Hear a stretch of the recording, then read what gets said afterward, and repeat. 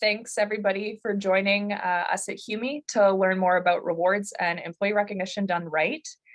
So I'd first like to open and thank you to the individual who put this in the chat. This is something that is very important to us at HUME as well. Although we are virtual, we always make sure to acknowledge the land. So I'm going to open by recognizing the original stewards of the lands on which we now live. As I mentioned, I am in Toronto, so it's important to acknowledge the land we are living on in a path forward towards truth and reconciliation. The City of Toronto acknowledges that we are on the traditional territory of many nations, including the Mississaugas of the Credit, the Anishinaabe peoples, and is now home to many diverse First Nations, Inuit, and Métis peoples. So with this acknowledgement, we hope that we can all continue to educate ourselves and our teams and reflect to build a path forward towards truth and reconciliation. I'd also like to take this time to acknowledge the amazing folks behind the scenes who have made this webinar possible. So first, acknowledging the Bucketlist team as well as HUME's content marketing team. So thank you so much to the folks. They're also going to be moderating the chat, flagging questions to myself and to Jason, and ultimately are responsible for bringing a great online experience to all of us on the webinar today. So let's talk about Bucketlist and acknowledge, of course, the experts that we have here today. So Bucketlist Rewards is the #1 ranked employee rewards and recognition program that creates recognition solutions for companies of all sizes and sectors, such as tech, healthcare, retail, manufacturing, and more. Their platform makes it easy and fun for employees and managers to recognize and reward one another for milestones, for achievements, and ultimately for a job well done. Bucketlist enables companies to reward employees the way that they actually want. So very excited to pick your brain, Jason, and to learn more about how we can do this. So in terms of why we're here today and a bit of a rundown of the event. So before I introduce Jason, let's talk about why we're here. For those of you, of course, you know that we all need validation. In fact, a lack of validation can make all the difference in where we choose to spend our time and energy, and that's especially so when it comes to choosing where we work. An employee recognition program that's aligned with your company's values allows employees to receive recognition year-round in the way that they actually want. And of course, that's why I'm so excited to have Jason from Bucketlist here with us at HUME today. So other details before we get started, we are of course using the chat function, but if you have specific questions, check out the bottom and use the Q&A feature. I see there's already 2 questions in there. Thank you so much for those of you who have dropped those in there. That's fantastic. And I would also like to take this time to introduce myself. My name is Andrea Bartlett. I'm the Director of People Operations here at HUME. And with me today, I have Jason. And Jason, I am going to pass the virtual mic over to you to introduce yourself and get started. Awesome. Yeah, thank you so much for the warm introductions and the context setting. And also in the intro, you asked what people are hoping to learn about today in the chat window. And some of the comments included things like non-monetary ways to recognize employees. We'll definitely be addressing that. How to measure the success of a recognition program. We'll certainly be touching on that. And as Andrea said, as new questions pop up, please feel free to throw them into the Q&A window. I love answering questions and I love more of a conversational format. But to get into it, I'll just share a quick background on myself and then we'll get into the best practices. I'm a serial entrepreneur. I've built 3 hypergrowth tech companies. I am the CEO over at Bucketlist Rewards, which is an enterprise rewards and recognition platform. And something I'm super proud about, and that is just hot off the presses, is that Bucketlist was recognized as one of the top 50 best companies to work for in Canada by Great Places to Work. And the significance of that is if we're in the HR space, I think it's really important to walk the talk. I don't believe you can really be a culture HR platform unless you do a great job recognizing and taking good care of your team. And it's something I totally embody and believe in. In terms of who Bucketlist works with, as Andrea said, we work with everything from Fortune 100s all the way down to startups. So we're working with the Royal Bank of Canada, one of the largest banks of the world, multinational tech corporation, hospitals with many tens of thousands of employees, and tons of startups as well. And the reason I mention this is we'll be sharing stories and examples and best practices from all these types of organizations. Okay, let's get into more of the fun part of this whole session and talk about how recognition can be of use and value at your organization. So I want to acknowledge, I appreciate there's probably a very large number of participants on today's call. So for example, maybe you're a CHRO at a healthcare organization, and you're wondering, does recognition work? Will recognition work here at my hospital? Maybe you have a large number of healthcare workers interacting with patients. They're not near any tech devices. They're super busy. Will recognition work here? Maybe you're a director of HR at a tech company, and you're wondering, my team's gone hybrid these days. They're never in the office. Will recognition work here? And so, quick question for you, and first poll question: do you think recognition really works? And there's a few different answers on screen. Why don't you go ahead and just check off one of those boxes, and maybe we'll let that run for a few more seconds. And then I'm not controlling the poll questions today, but I can probably help prompt them. If we want to close that poll down. Thank you. And I don't know, can you share the results as well, up on screen? Awesome. Okay, so I love it. The audience is a friendly one. It looks like 85% of you think recognition does work. There's still a subset, around 15% of you who said that you're not convinced. And duly noted. It's important to recognize that some organizations might be more skeptical. Maybe you have a large number of steel workers. Maybe you're not sure whether it'll be a fit for your organization. Let's get into and talk about why it always works. So yes, recognition always works. I've personally seen it deployed in all types of organizations. And if you look at the landscape, all the best companies in the world are doing it, whether you're looking at Google or Disney, or even some of the great startups that are happening. And why does recognition always work? Because everybody needs to be appreciated and needs a sense of belonging. There's something called Maslow's hierarchy of needs. It's a great model of human behavior and motivation. And down near the bottom is the first kind of levels are physiological needs like food, water, warmth, and rest. Right above that is safety needs, so security and safety. And above that is a need for belongingness, appreciation, and a sense of love. And so everybody needs this. And what employee recognition does an excellent job of is checking these two boxes. And what I often say is you can just drop the word employee recognition from recognition, because it's fundamental to being a human being, whether you're a child, a parent, whether you're the coach on your daughter's soccer team, or whether you're a leader at work. Recognition is foundational to who we are as humans. However, I do appreciate many of you are in the seat where you might need to convince skeptical leaders, a skeptical leadership team. So what is the true ROI of a recognition program? I want to get into that a little bit. So here's some stats that we've seen from real deployments. We worked with one healthcare organization where after rolling out the program, they saw a decrease in voluntary turnover by more than 40%. And I think that's particularly relevant today. A lot of organizations are experiencing the great resignation. And even if you're not, everybody hates to lose an A player. And a recognition program is one of the most powerful ways to counteract that. And then on the flip side, recognition fundamentally is a motivational platform to help incentivize specific behaviors. So you can increase employee engagement, you can increase customer referrals, you can decrease customer churn. Employee recognition is a really powerful way to motivate specific behaviors, and we'll get into more of that in a few moments. Okay, so we've kind of talked about the ROI of recognition and fundamentally why it's important. Let's get into one of my favorite tips.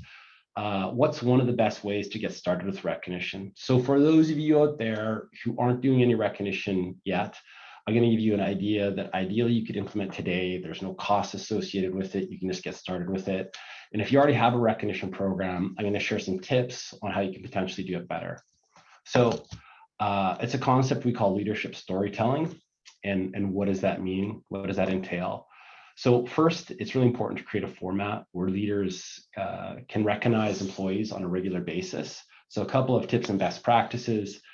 Many of you may have a regular fireside chat or all hands meeting. What you want to do is carve out a small section inside of that meeting, maybe 5 minutes, where leaders can share good news and recognize employees for living company values. And it's really important. You want to tell a really compelling and engaging story. So, for example, I don't know how many people have been on this call, have been a part of a fireside chat that may have run, 30 minutes, an hour long, maybe 10 minutes into it. You start to lose interest, you're checking email, you're checking Slack messages. A great employee recognition story that will not happen. So how do you tell a memorable and impactful story? I'm going to share a few more best practices around this. So there's a format to telling a really compelling story called the hero's journey. It's one of the best ways to make a story inspirational and memorable. What's interesting, even if you haven't heard that phrase, the hero's journey, you've all been exposed to it because all the best stories in the world follow this format, whether it's a book or whether it's movies. So if you happen to like, Lord of the Rings or Star Wars or Harry Potter movie or books, they all follow the hero's journey. And the way you can use this in the workforce is you put your employee into that hero's journey and you frame the story around this. So what's the basic context? So you'll have your employee who's just experiencing the ordinary world. The employee will have some sort of inciting incident. This can be a conflict, this can be a challenge. There'll typically be some sort of response. There will be an ordeal or climax. And then at the end of the day, you have some sort of really compelling resolution to said story. So this is all very theoretical so far, but I'd love to give you guys a real world example of how this has come to life. So I'm gonna share a story from Starbucks and a really compelling employee story from this organization. So at Starbucks, there was a barista named Crystal and a customer named EB. And Crystal worked at a Starbucks in Leesburg, Virginia. And one of her regulars was EB, and EB was deaf. So Crystal really wanted to ease EB's burden and make the customer experience effortless. So in her personal time, she started studying American Sign Language. And eventually, when she had some confidence with it, she handed EB a note saying, "I've been learning American Sign Language just so you can have the same experience as everyone else here." EB was so overwhelmed by the gesture, he had the note framed at home. So I think this is an amazing experience of somebody going way above and beyond, taking insanely good care of a customer. And now I have another question for you. We'll put it up on screen as a poll question in a second. But and the question is, did Crystal do a good job of living Starbucks values? And really quickly, the Starbucks values are on the right-hand side of the screen. They include creating a culture of warmth and belonging where everybody is included, delivering our very best in all we do, holding up ourselves to be accountable for results, acting with courage, challenging the status quo, etc. So go ahead and answer that question, and I'll let that run for a second or two. And if we want to close down that poll and then share the results. Awesome. So clearly everybody in this call is in alignment that Crystal did an amazing job of living the Starbucks value. And that story is so compelling. And I'm going to give you some bonus points when you're recognizing your heroes in these regular meetings. How do you really bring these stories and myths alive? So we can close that poll down. Thank you. So turn your leadership stories into myths that can be shared and relearned. For example, I'd encourage you to record these stories as videos and share them with all staff. You can share them internally and externally on social media, write emails and blog posts about it, weave them into your training and onboarding. It's one thing to talk about customer service and say like, hey, at Starbucks here, we value customer service. It's an entirely different thing when you set the bar and tell these epic stories or narratives internally. So that whole leadership storytelling is one of the best ways to create memorable, engaging stories inside your organization. And why is memorization so important? Because your staff will forget. I find this fascinating. There's something called the Ebbinghaus forgetting curve. And in summary, humans typically forget more than 50% within 1 hour of hearing it. So for better or worse, as good as a job I do today, roughly 1 hour from now, you're going to retain 50% of what I just said.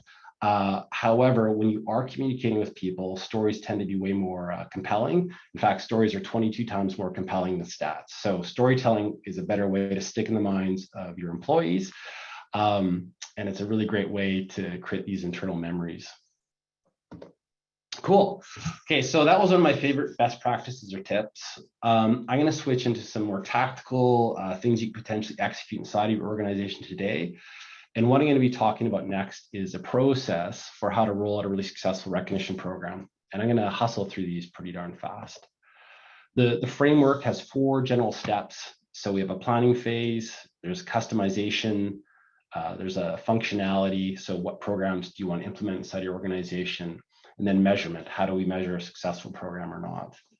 So when it comes to planning, I want to give you a simple framework. What you want to do up front is identify the goals. You want real clarity on your employee audience. It's really important to get an understanding of their communication preferences. And then you want to define some tactics and pillars based upon the above 3. And I'll give you some samples. These are from real organizations we worked with. In terms of goals, employee recognition is fantastic at increasing employee engagement. It's also really good at breaking down company silos. It can increase a feeling of recognition. It can increase customer satisfaction and net promoter scores.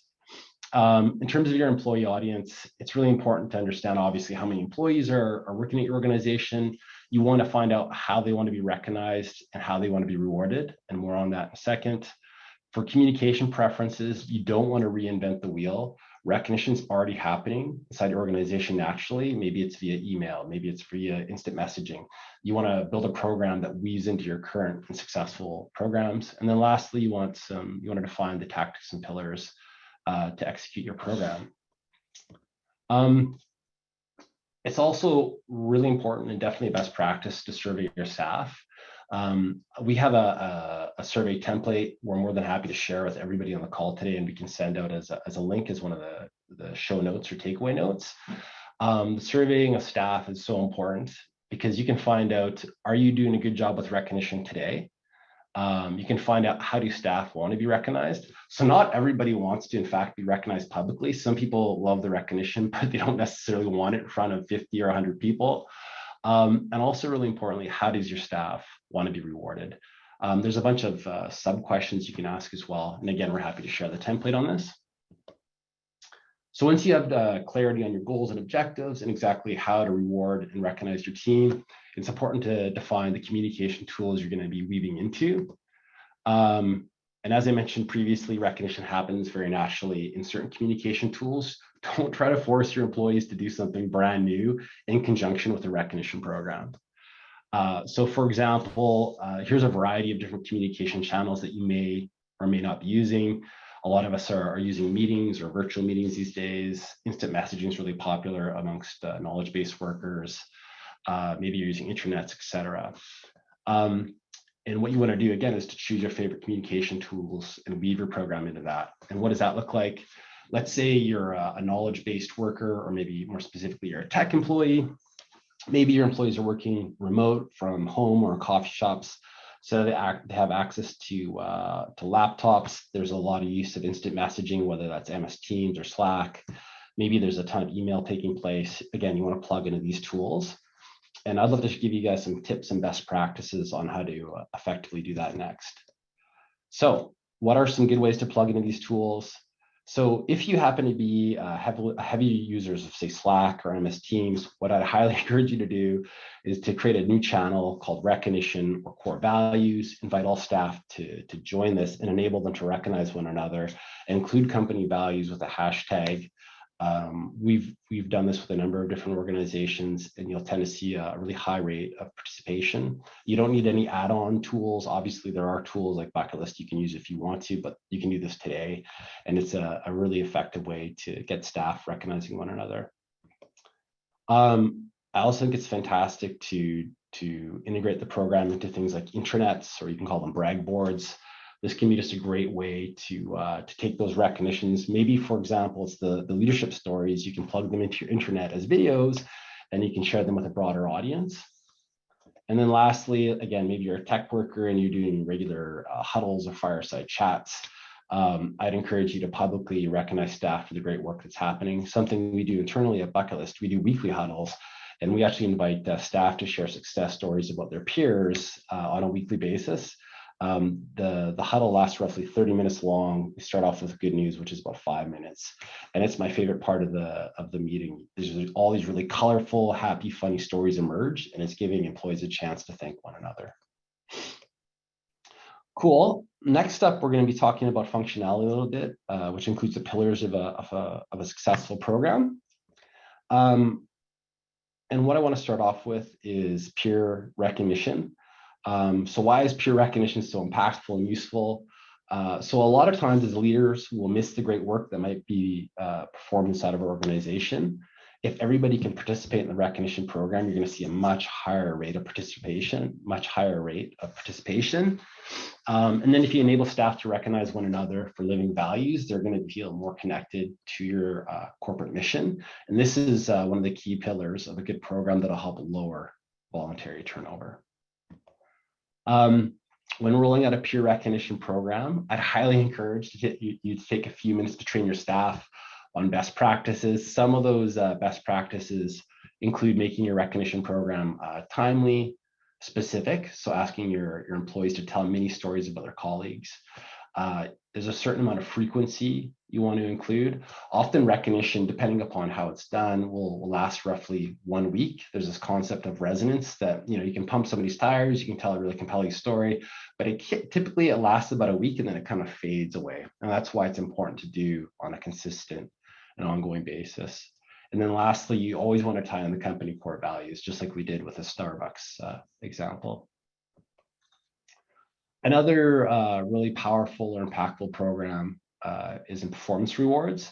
And performance rewards are just creating some sort of reward and acknowledgement around key behavior. And for example, maybe you're a financial service organization and sales are really important to you. Creating something like a Loans Officer of the Year award can be a powerful way to recognize staff. Maybe you're in technology and customer satisfaction is important. We have for example, at Bucketlist, we have something called the Net Promoter Score Award, where anytime we get a 9 out of 10 or a 10 out of 10 on a deployment, the customer success officer in charge of that deployment gets a badge and a public recognition and an award as well. In manufacturing, maybe you want to recognize things like safety, and absolutely, we can help lower or increase safety standards. And or maybe you're in healthcare, things like patient care awards. In summary, you can customize performance rewards to ensure and lift behaviors around whatever's important to you. Next up, and this is one of the questions or comments in the chat, was what are some popular rewards?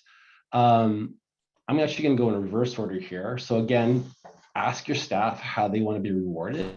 I'm going to talk about free rewards first. Some of the kind of popular things we see is time off or paid time off can be a really powerful way to recognize staff. Small acts of service, having your manager bring you coffee for a week can be really, or a day, can be a really great way to recognize staff. Things like VIP parking, maybe you still have maybe your workforce still comes into the office. Maybe it's having staff join and have lunch with the CEO or the senior leadership team, or even participating in a leadership offsite. Company swag can also be a great reward. Sidebar on this, I wouldn't cheap out on company swag. I think if you, for example, we've gotten Lululemon swag. They have an amazing corporate program, by the way. And we provided branded swagwear for all our employees. And like in any company huddle, I would say roughly 50% of team members are wearing some sort of piece of swag. So not only is it comfortable and fashionable, but the team actually likes it. So those are a few examples of some of the cool kind of free rewards we've seen. Sidebar, we've seen some large organizations roll out a recognition program with entirely free rewards. It's a really effective way to manage budgets. So as a large enterprise, it enables you to launch a program and not necessarily allocate a huge budget to the rewards component of the program. Next, I'm going to talk about personalized experiences. Before I get into examples, the whole concept of rewarding somebody in a personalized manner is to make it impactful and meaningful.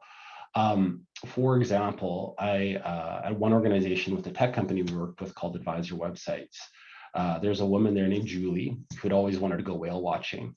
And as her reward, they ended up rewarding her with a day of whale watching, and she ended up taking her husband. And she described it as one of the best memories she'd had in her entire life. So if you personalize the rewards, it can become really meaningful in that employee's life. And those are the sorts of stories that get told inside and outside of your organization. And this is a great way to promote and increase employer branding. So the key is to make it personalized, and things that I've seen that are really popular are tickets to sporting events, whether it's NFL or basketball, it's whatever that employee's passionate about. Spa days, a lot of us are working our tails off these days, specifically in healthcare, for example. My wife works for a children's hospital, and giving somebody a half day off, sending them to the spa is an insanely powerful way to thank them and make them feel really cared for. Maybe somebody loves things like adventure or adrenaline, things like flight lessons. I've seen people go on flight lessons, and again, their mind's blowing. The key to this is personalizing it. You don't have to go whitewater rafting or skydiving like that. That could terrify the wrong person, to be frank. It's all about personalizing the moment, but when you do it right, it becomes insanely memorable, and your employees will thank you forever. Cool. So I'm going to package it all up and share one real world story on the inputs and outputs. So we worked with one organization called Home Instead, for example. They're a market leader in senior care. They rolled out an enterprise recognition program. They called it Peer Sieve, so that they had a big peer recognition part of it. They had a manager spot bonus part of it.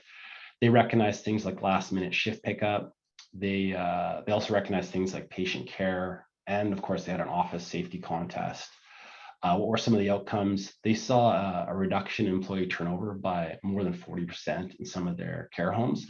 And that's a huge and very impactful real world output to recognition. And they were also very happy with the program itself. Cool. And now we're going to move to the measurement, which is the last piece, and then we'll get into Q&A. So there's a ton of different ways to measure recognition programs. Things I'd encourage you to keep track of is engagement. So how many people are participating each month. It's also important to break that out and look at management participation. So which managers are recognizing, maybe which managers are recognizing and which aren't. What you'll find, and you've probably seen with other programs, is when leaders participate in the program, employee participation goes up as well. Like wherever the leaders go, the team will typically follow. And so you want to make sure managers are in fact participating. And then if you do decide to hand out rewards, it's often really important to keep track of what's the distribution rate like, what's redemption rate like, et cetera. And then lastly, when it comes to advocating and helping sell through a recognition program, first, before I get into any of these 4 bullet points, your management team or senior leadership team will have their own priorities. If you can align the recognition program and support their goals, you're going to be far more likely to get a yes on that program versus a no. And that's why I think it's so important to get really clear about the ROI of a program and how it can specifically help an organization. You know, how it can lower turnover, increase engagement, or lower customer churn, for example. But a few extra bullet points. It's important to present your perspective on employee recognition, explain how recognition can help meet company-wide objectives, gather and present suggestions for a recognition program, share reports on how employee recognition can help with overall company success. As a part of this, when you survey your team, if you can ask for real anecdotal stories of who's been recognized and who's been not recognized, a lot of times what surfaces is you'll have great employees who haven't been recognized for years. And if great employees who value recognition aren't being recognized, there's a really high chance you could lose them. For example, pre-COVID, I was out in Pennsylvania working with a company called CEI. And at the kickoff ceremony, the leadership team was recognizing the staff. And one woman, when she got recognized, started crying. I was like, what's going on here? And she got up and she said, you know, I've been working here for 8 years. And that was the first time somebody said thank you. She's like, I love this company. I've been giving my heart and soul to it. And this is the first time I've been told thank you. And, you know, had senior leaders known about those sorts of things happening, they're going to be way more likely to roll out a recognition program because they become more aware of the need. Cool. So we covered a lot of ground today, and we're going to switch over to Q&A next. So I'm super excited to get into some questions. maybe a quick question for the audience, and you feel free to type this into the chat window. I'm always really curious what your favorite piece of today's presentation was. So we talked about why recognition always works. We talked about how to use stories to tell stories to recognize staff. We talked about some sample goals for recognition program, how to integrate a recognition program into your favorite tools. But yeah, in the chat window, what did you guys like? Go ahead and type your answers in there. And I'm always keen because it helps us better craft our next presentation.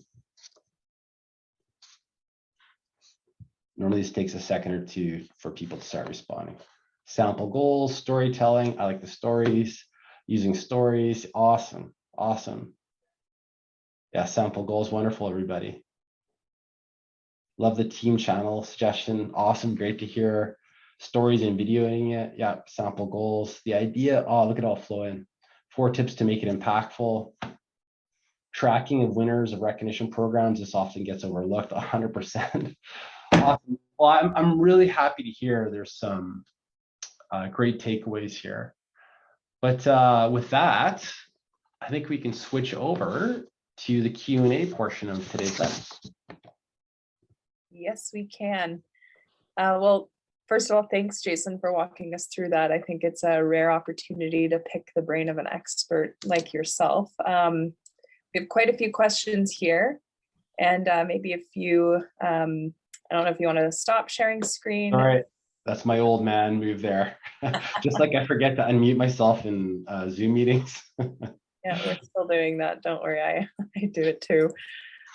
So there's some questions that are more tactical. There's also some theoretical questions. So we really have the full gamut here. So you did briefly touch on this in some of the previous slides, but something that oftentimes those of us who want to implement a program face is the fact that leadership struggles with the cost, and then not only struggling with the cost, but struggles with the value of it. So that ROI you were talking about. So again, can you talk about how and what we should be looking at when we're measuring the success of a recognition program?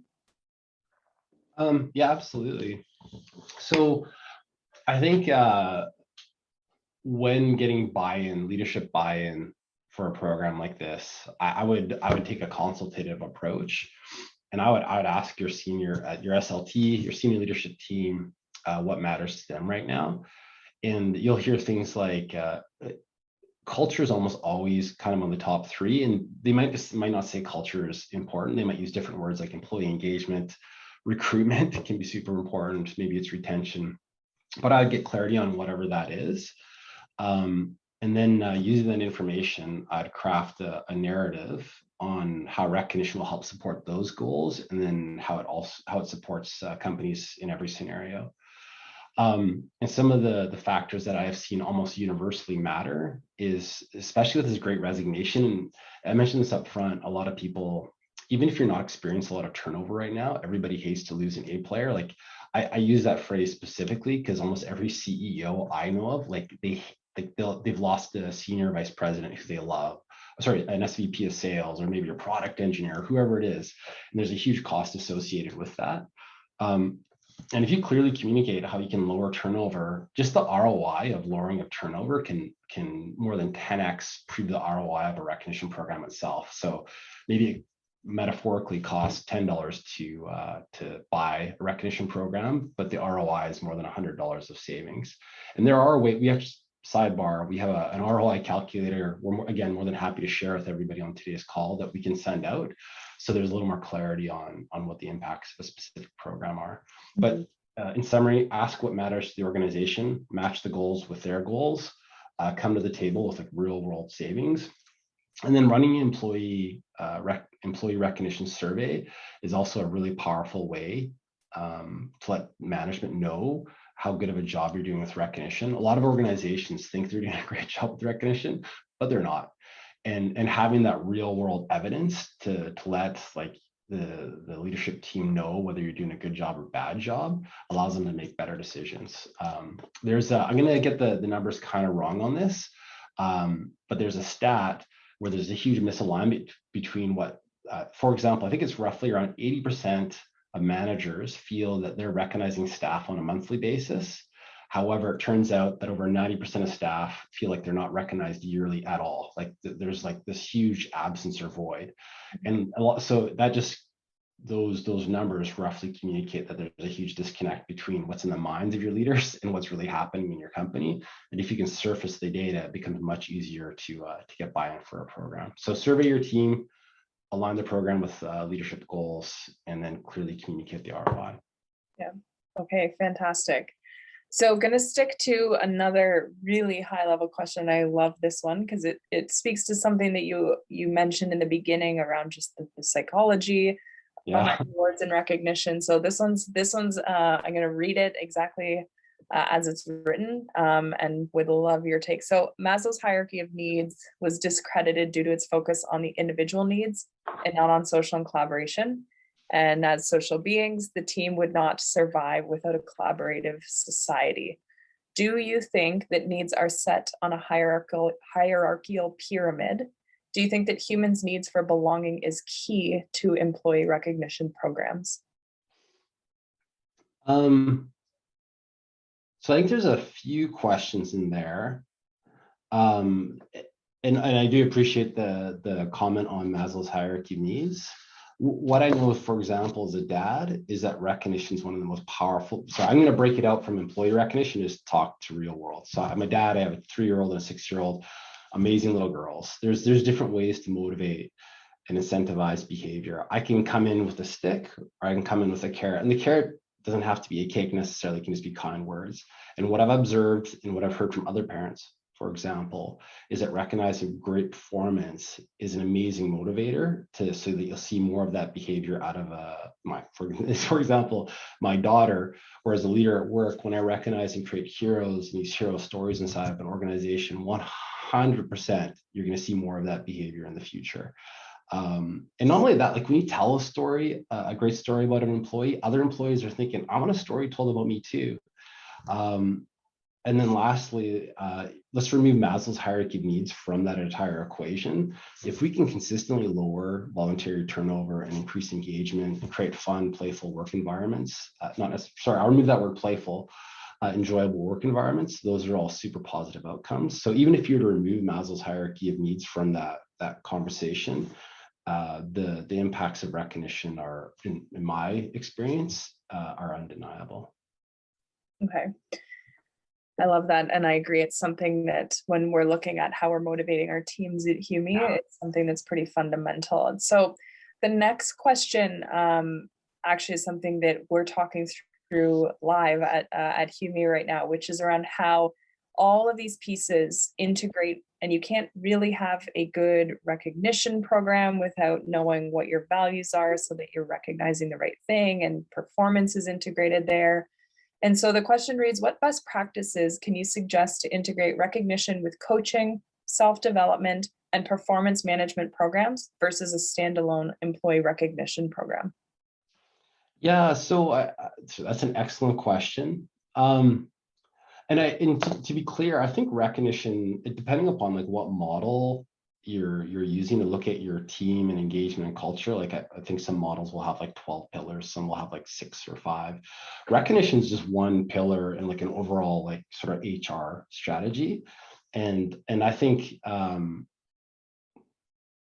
be frank, I'm gonna back up. I don't know if I'm the best person to talk about performance management, but what I'll try to do is provide an answer on how you can weave it into the overarching umbrella strategy. So what do I think recognition is really good at, in addition to all the other things I mentioned earlier? I think it can do a great job of bringing your core values alive. And for example, in a good HR strategy, you should be hiring on your values. You should be evaluating your employees and teams are living those values.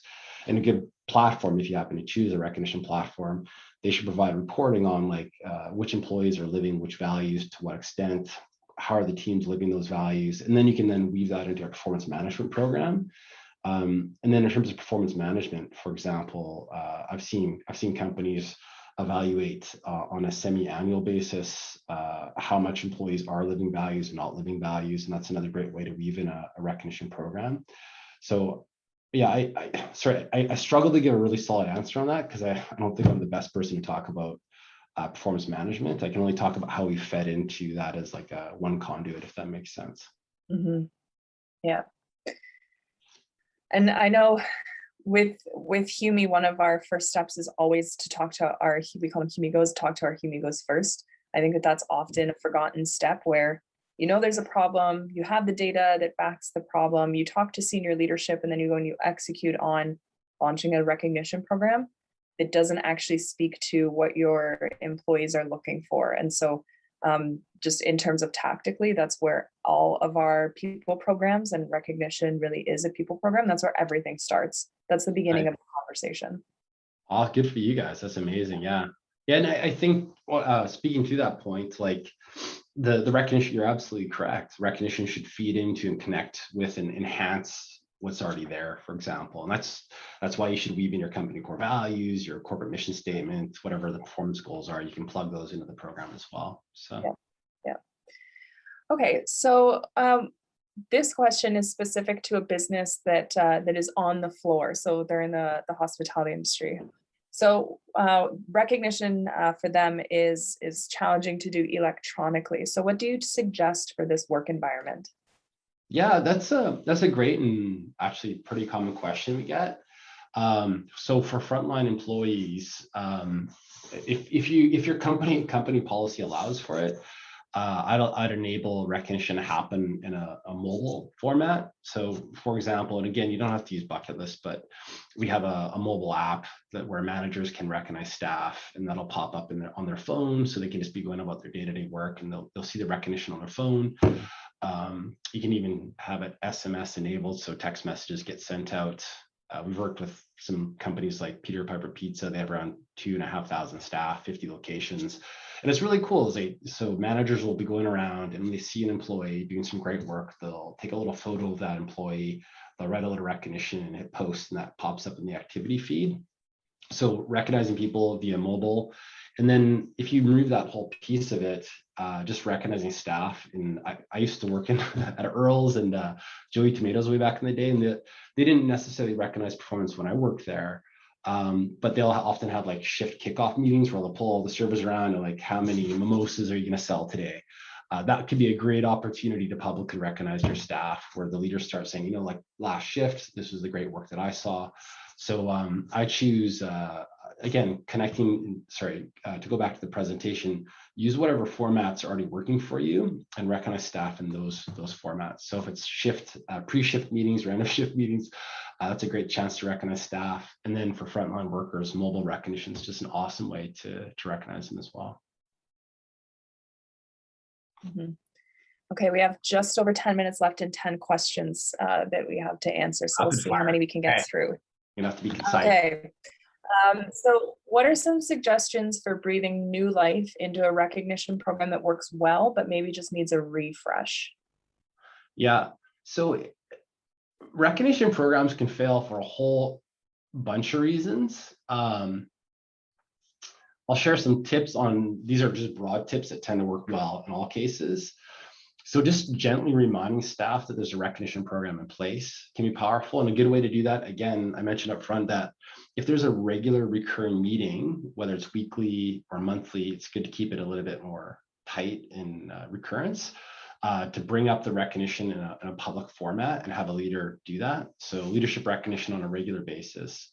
Adding rewards can be a powerful way to increase engagement.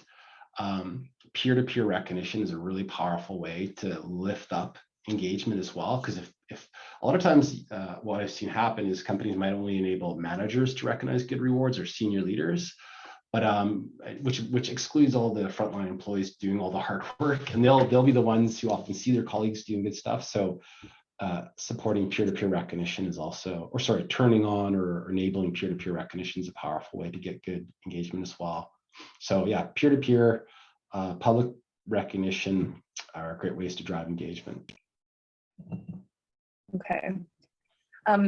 Love this question. Of course, Humi supports small to medium-sized businesses, so we often talk with employers who employ under 50 employees. So this question is specific to small businesses. So we're a small company with 21 employees. Many of them are shy to speak up and young. Any ideas on how to get people engaged and celebrate others? I would ask to prompt. I provide training for them. I'd provide a format for it, and I do some like gentle role playing. So prior to rolling out a program, invite everybody. I don't know if it's a smaller company, if you're in person or remote, hybrid, whatever. I provide some training and show them those best practices. So like, how do you recognize a peer? You keep it timely, specific, frequent, and tie in a core value, and then have everybody start just role playing and talk about the good work that they've seen from their peers or colleagues. So you train them, give them context, and then provide a format for it. And in my experience, that's a fantastic way to kick off a program and get really good engagement. Fantastic. So the next two questions are around favoritism and dealing with negativity in rewards. So I'm going to ask both of them. Any tips for ensuring peer recognition doesn't reward popular colleagues over productive ones? And how do you deal with the negativity if other employees don't agree with the recognition of certain employees? Yeah, in terms of an egalitarian approach, this can be one of the values of measuring your program effectively, because as a leader, you can come into it, you can see broadly who's been recognized, who's been not, and then it's really easy to go ahead and recognize the high performers who haven't been acknowledged lately. So reporting is a great tool to lean on and make better judgments. And if you have really robust reporting, you can even send out reports to your managers so that they can see, like, from my team of 10, I've recognized these 3 people more frequently than these 7. And it's, again, a really powerful way to just educate them on who's been recognized and who's not been. And then in terms of how do you keep it from getting negative? So normally with those hero stories, like the big recognitions, you won't see too much negativity coming out of that. Like if you think about, again, the idea of the hero's story, the hero's journey, people like pretty rarely hate Bilbo Baggins or you know, those are hard to have a lot of negativity. Regarding like negative things happening inside of a recognition program, with our platform, we have like all sorts of filters in place to stop any sort of profanity from popping up. And there's also filters to stop abuse. If you have a manual program, again, you're going to need to have some sort of reports to keep a good eye on what's happening in there and to monitor for abuse. So you can do it manually or via reporting. You can keep an eye on abuse that might be happening or any sort of negativity. Mm-hmm. Which segues nicely into the next question. So you had mentioned having a Slack channel, and they're curious as to how you moderate to ensure the content remains focused on recognition. So good one. One of the best ways to do it is, again, if you're going to do it manually, provide training, ask employees to weave in core values. It's hard to like tell a weird or disjointed stories if you have to directly connect it to a company core value. So training, attach it to a core value and just provide some like light guidance in that training. Like, we appreciate stories between 50 to 100 words long. And then if you have a platform, you can manually put a lot of parameters in place to ensure that there's high quality and a lot of integrity to the recognition as well. So, Jason, what if some peers are routinely left out or maybe underperforming? How does a recognition program tie into that? So for the left out piece, again, I think reporting can surface the individuals who might feel left out. And for employees who are performing negatively, in my experience, a lot of times your team, if it's a peer recognition program, your team will know who's performing and not performing. And the people often who are not performing will not be recognized as frequently. And in my experience, that's okay. Like if somebody's showing up late, you don't need to thank them for their hard work necessarily. And so I think recognition just like naturally surfaces like your A players and people who might need a little bit of coaching, for example. So reporting helps you identify the people who are left out. And then there's a bit of natural selection that happens, which isn't necessarily a bad thing. Mm-hmm. Okay. So a few tactical questions. So 2 actually that are around the taxable benefits. So the first question is, how do you track things like, monetary gifts or gift cards for CRA income because they're a near cash? Yeah, for sure. So we have a bunch of reports that we produce, and we've seen two formats. Companies can pay the taxes on behalf of the employee, or the employees you can allow your employees to pay it for them. In the event where you want to pay the taxes for them, we produce a report on any interval people want, and you can run it through as imputed income in whatever your payroll software is, like ADP or Humi or whatever people might choose. So. Yeah. Okay. And this question is surrounding the communication for taxable benefits. I know sometimes at the end of the year, employees can be surprised around that awesome Yeah. recognition reward that they received is indeed a taxable benefit. So can you speak to how you manage the communications to the employee regarding taxable benefits when rewards are offered to them? Good question. It's a small tactical item, but it's like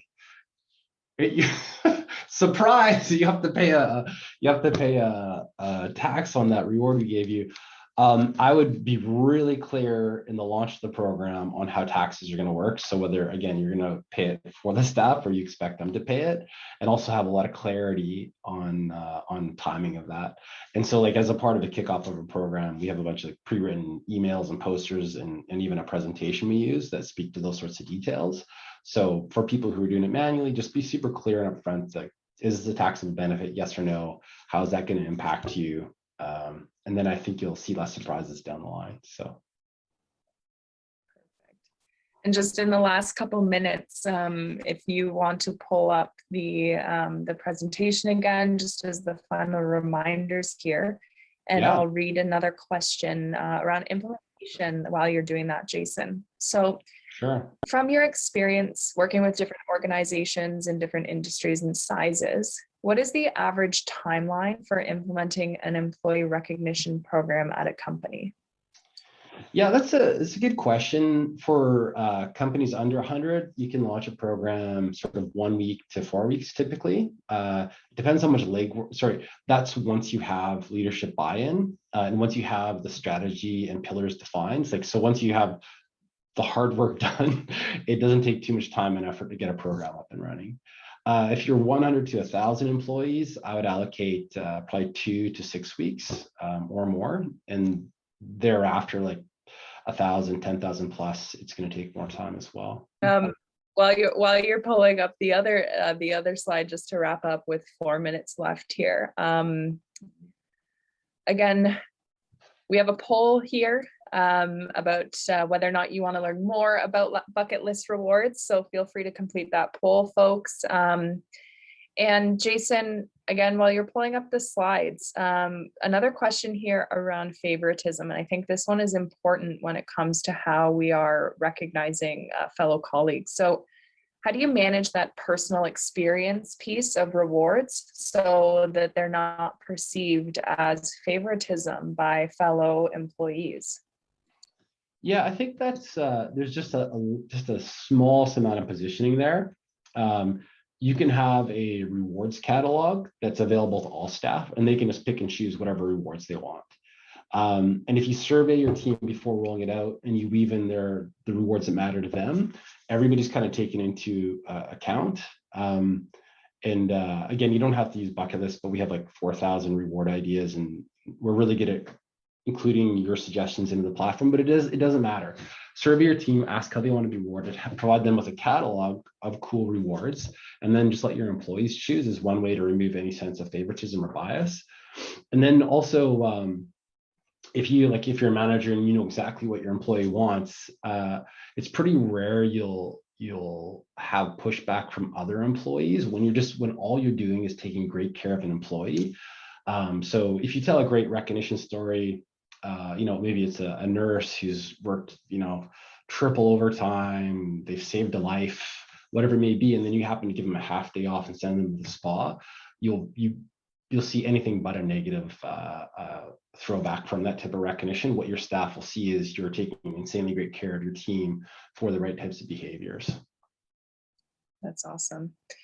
Well, with that, Jason, I would really like to thank you for all of the input that you gave today. I know I learned more information about employee recognition. Sometimes it can be, daunting just to know where to start, whether you're refreshing a program that already exists, whether you're in a completely different industry and don't know what you should be thinking about first. So really appreciated the thought that you put into answering all of the questions. Thank you, folks, for providing us with some of those questions.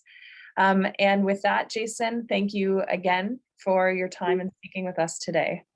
Yeah, Andrea, thank you so much for having me. One mini comment: if anybody has any other questions, feel free to reach out to me on LinkedIn. I will 100% do my best to answer all the questions I can. And at the end of the day, the session is all about the attendees. So if I have missed anything, please feel free to reach out. I just love helping companies out and building good culture. So thanks for having me.